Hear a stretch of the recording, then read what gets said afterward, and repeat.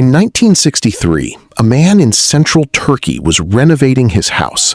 He knocked down a wall in his basement, and behind it was a hole. Not a crack, not a gap, a hole that led somewhere. He grabbed a flashlight and climbed in.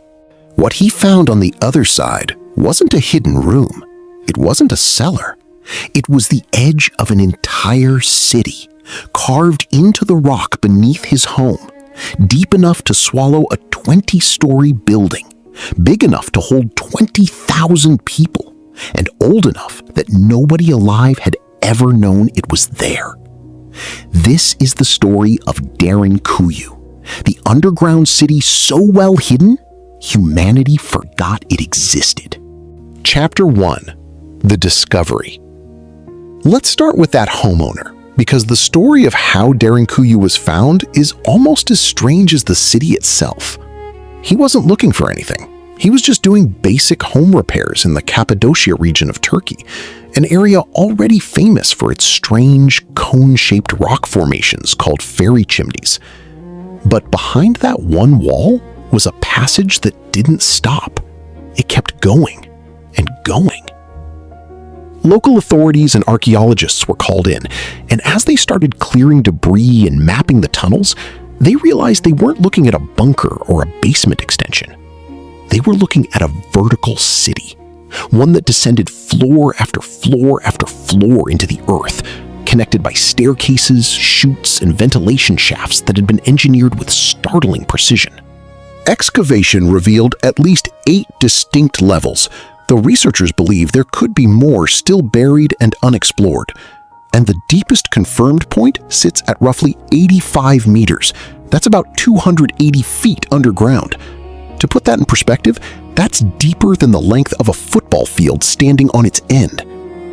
This wasn't a cave system that people simply moved into. This was built, deliberately, and over a very long time. Chapter 2: How deep does it go? So, what's actually down there? Basically, everything a functioning city would need to survive for months without ever coming up for air. On the upper levels, archaeologists found stables for livestock, kitchens with soot-blackened ceilings, storage rooms for grain, and communal living spaces. As you go deeper, the city gets more specialized. Wine and olive oil presses carved directly into the stone. Food storage cellars kept at a naturally cool, stable temperature, and even a religious school with side rooms believed to have been used for studying. Near the lowest levels, excavators found a cruciform church, a chapel carved straight into the rock, complete with a nave and baptismal area. This tells us something important. People weren't just hiding here for a few days during a raid. They were living here, worshiping here, possibly being born and dying here. And the further down you go, the tighter it gets. Some passageways narrow to under a meter wide, forcing anyone moving through them, resident or invader, to travel single file, hunched over. That's not an accident. That's a design choice, and we'll come back to why in a minute. Chapter 3: The engineering that shouldn't have been possible. Here's the part that genuinely stops engineers in their tracks: ventilation. You cannot pack thousands of people, along with cooking fires and livestock, into a sealed underground space without fresh air. Everyone would suffocate within hours. Derinkuyu's builders solved this with more than 50 vertical shafts cut through solid rock, some plunging over 50 meters deep, connecting the surface all the way down to the lowest occupied levels. These shafts did double duty. They pulled fresh air down into the city, and many of them doubled as water wells, meaning residents could draw water from multiple points without ever having to expose themselves at a single vulnerable surface entrance. The temperature underground stays remarkably constant year-round, roughly 13 to 15 degrees Celsius, or about 55 to 59 degrees Fahrenheit.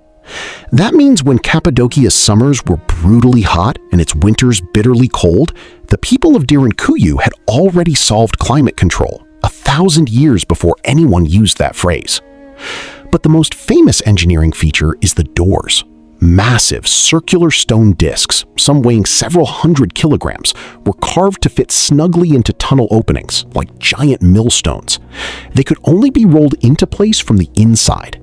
Once sealed, an outside attacker would need to somehow move a half-ton stone disc from the wrong side in a tunnel too narrow to get real leverage. Every floor could be sealed independently, so even if intruders somehow breached one level, they'd hit another sealed door and another, while defenders retreated deeper into narrower and narrower passages designed to funnel anyone hostile into a single-file choke point.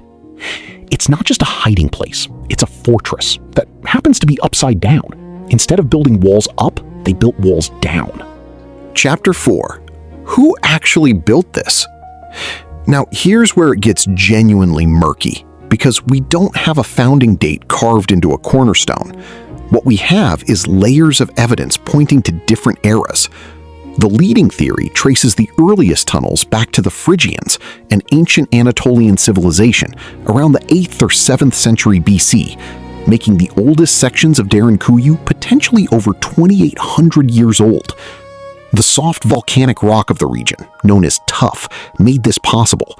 It's porous and relatively easy to carve with hand tools when first exposed to air, yet it hardens and becomes remarkably stable once cut, which is exactly why Cappadocia is dotted with hundreds of similar underground structures, not just this one. Some historians even point to Xenophon, the Greek historian and soldier who wrote around 370 BC about people in this region living in underground homes large enough for entire families, their animals, and their stored food.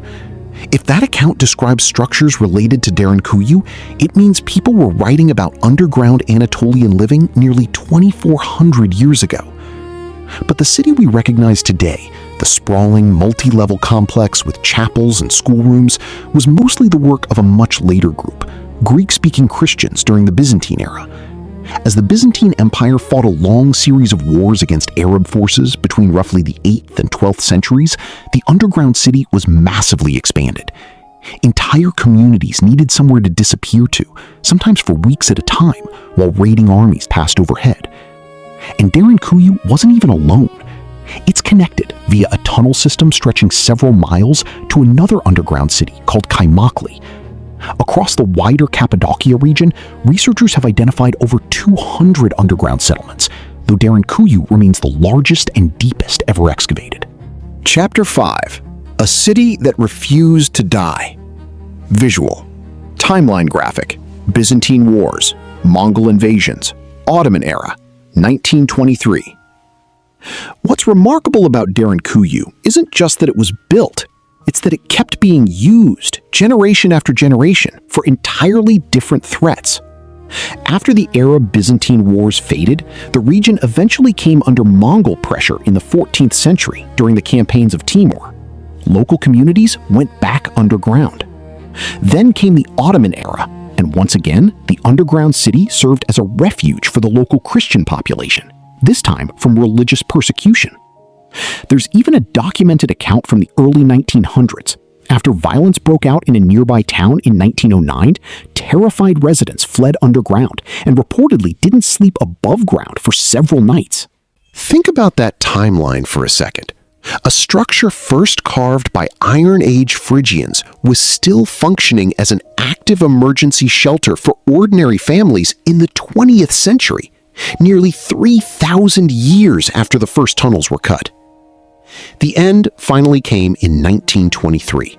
Following the Greco-Turkish War, Greece and Turkey carried out a mass population exchange, and the Cappadocian Greek families who had used Derinkuyu for centuries were relocated to Greece. The tunnels emptied out, the doors stopped rolling, and slowly the entrances were forgotten, buried under decades of rubble, home renovations, and time, until that one wall came down in 1963. Chapter 6. What we still don't know. Here's the part that keeps this story alive. We still haven't seen all of it. Only a portion of Derinkuyu, by most estimates less than half, has actually been excavated and opened to the public. The rest remains sealed, collapsed, or simply unexplored, either for safety reasons or because it hasn't been fully mapped. Researchers genuinely don't know how many more chambers or how many more levels are still down there in the dark. Naturally, that mystery has invited some wild speculation. Some fringe theorists have claimed the city's scale and precision suggest non-human involvement, or that it was built to survive some kind of ancient catastrophe. It's worth being clear here, there's no credible archaeological evidence for any of that. Every tool mark, every construction phase, every artifact found so far lines up with known human civilizations using the technology of their time, patiently, over centuries, not all at once. The real explanation doesn't need aliens. It needs something almost more impressive. Thousands of ordinary people across dozens of generations who kept adding to a shared underground home because the threats never really stopped coming. Today, you can walk through parts of Derinkuyu yourself. Visitors duck through the same narrow passageways, run their hands along the same rolling stone doors, and stand in the same chapel where families once prayed while an empire's soldiers searched the ground above them. It's a strange kind of monument, not to a king or a battle or a single moment in history, but to persistence, to the sheer will of ordinary families who, faced with wave after wave of danger, didn't run away. They dug down and they stayed. If you want to see what's beneath your own feet, subscribe, because next time we're heading somewhere just as buried and just as forgotten.